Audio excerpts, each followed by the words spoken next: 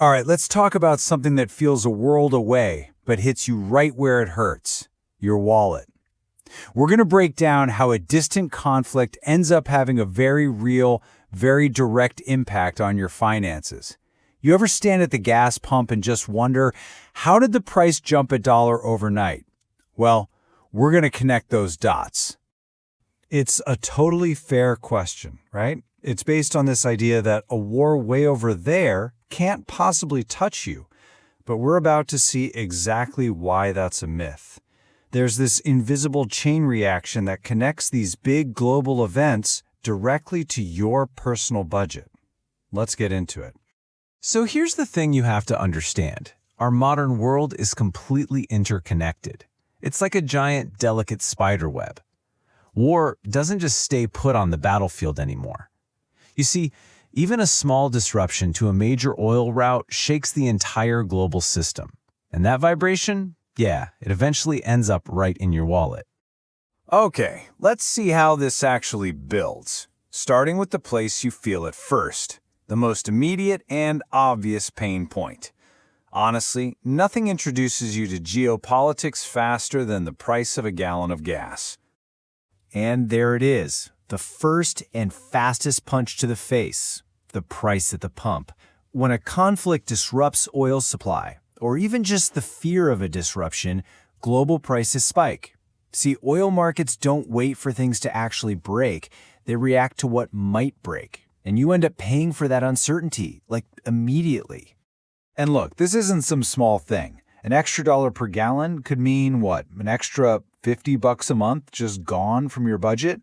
That's a streaming subscription, maybe a week of groceries. But here's the catch. This initial price spike at the pump, it's just the very beginning of the domino effect. Okay, so the gas price is obvious. You see it on a giant sign every day. But next, let's look at the silent killer that quietly makes everything you buy more expensive. This next hit is a whole lot sneakier. And this quote just nails it, doesn't it? It perfectly illustrates how inflation works its way through the entire system without any big announcements. There's no warning, just this slow, tightening squeeze on your finances every single time you go to the store. So here's how it actually works. Every single product you buy, your food, your clothes, your electronics, it all has to be transported from somewhere, right? And that transportation runs on fuel. So, higher oil prices mean it costs more to move goods. And that means you pay more for, well, everything. Suddenly, milk costs more, bread costs more, and that online delivery has a higher fee tacked on. But believe me, the impact doesn't stop at the supermarket. Not even close. It spreads like a shockwave through the entire economy, and it starts affecting parts of your life you might never connect with the war at all. You really start to feel these shock waves everywhere. You planning a vacation? Well, airlines are passing those surging jet fuel costs directly onto you. Worried about your job? Businesses often get nervous and slow down hiring when they face this kind of uncertainty. And your 401k? It can swing like crazy because you know what markets hate more than anything? Uncertainty. And here's the hidden trap. To fight that inflation we were just talking about, central banks like the Federal Reserve keep interest rates high. So what does that mean for you? It means home loans, car financing, and especially that credit card debt. It all stays painfully expensive. The cost of borrowing money remains absolutely brutal. Now, here's a key point. Not everyone loses equally in this scenario. It's kind of weird, right? Oil companies might see these temporary profit spikes, but on the other hand, airlines, shipping companies, and retail stores, they all get hammered. This uneven impact is exactly what makes your investment so volatile during times of conflict. Now for the part that I think people really underestimate. The economic damage doesn't just, disappear when the conflict ends. The headlines might fade away, but those financial aftershocks, they stick around. And this timeline just shows you that long tail perfectly. The after effects can linger for years, literally, because supply chains take a really long time to get back to normal. And prices? Well, they're sticky.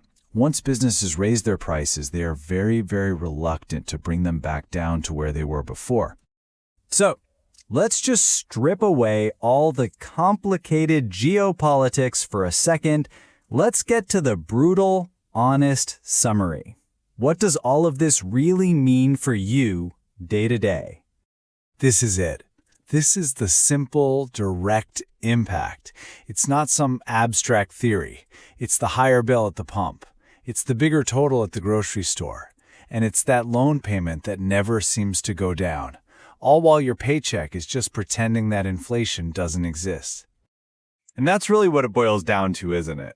It's a tax. An invisible tax you pay every single day without ever voting for it or seeing it on paper.